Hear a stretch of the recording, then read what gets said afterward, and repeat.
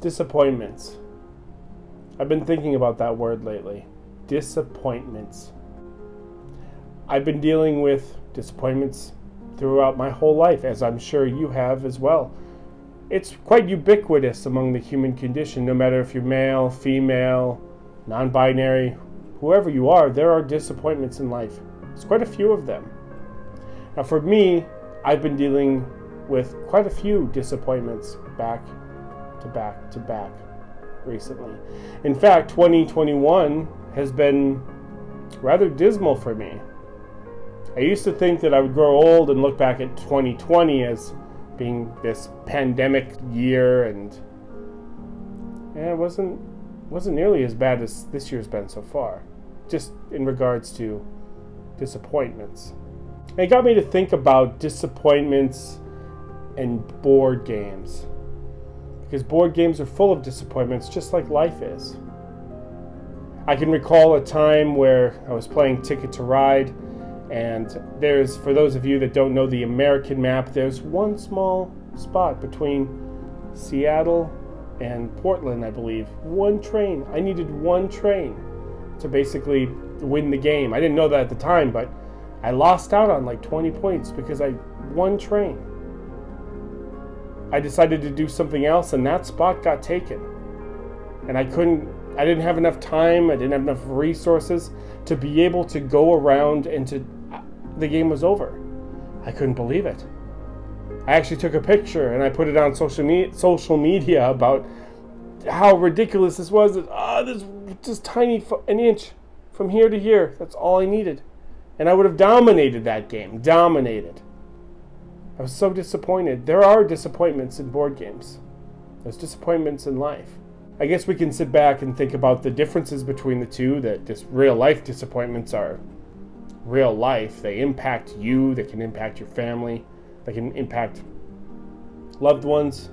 Disappointments in a board game is, depending on how intense you get about board games, it's just a game.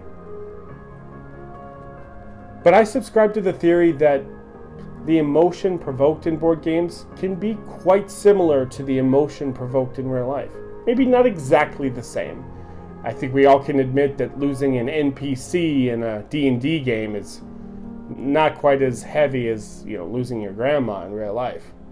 I can understand that. I get that. I'm just saying that they can be in the same wheelhouse, these emotions, right? And by playing board games, I've had those disappointments. I've had that Ticket to Ride. I still remember that game, and that game was like 2 years ago. As board gamers, we deal with disappointments in board games, and we deal with those emotions, and they make life a little softer. They do. When you deal with a lot of disappointments in a board game, not that that's what games are really for you to just suffer through and have disappointment after disappointment, but when it happens, you build up enough experience to know enough about yourself and how you react and how you process those emotions. Disappointment in a board game and disappointment in real life, they're kind of the same.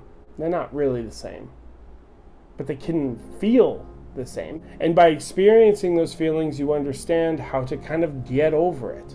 And I don't mean that in any type of rude or crass way, just get over it. But you learn about disappointments, and you learn how to, for lack of a better phrase, get over it. You learn how to identify it, how to deal with it, and how to get over it. And by putting those tools together, those can be extrapolated from your board game experience and used in your real life when you go through disappointments. 2021 is halfway over, and it seems like it's been nothing but quite a few disappointments for me, which is why I've been thinking about the word just disappointments. Board games are didactic. They're here to teach us something about how we live or how we process, how we think. Strategy games, how we interact with other people, social deduction games or party games, and how we deal with disappointments when we don't win, when we strive to do our best, especially in a really long, heavy strategic Euro game. And then we don't win. Disappointments. That's all for me.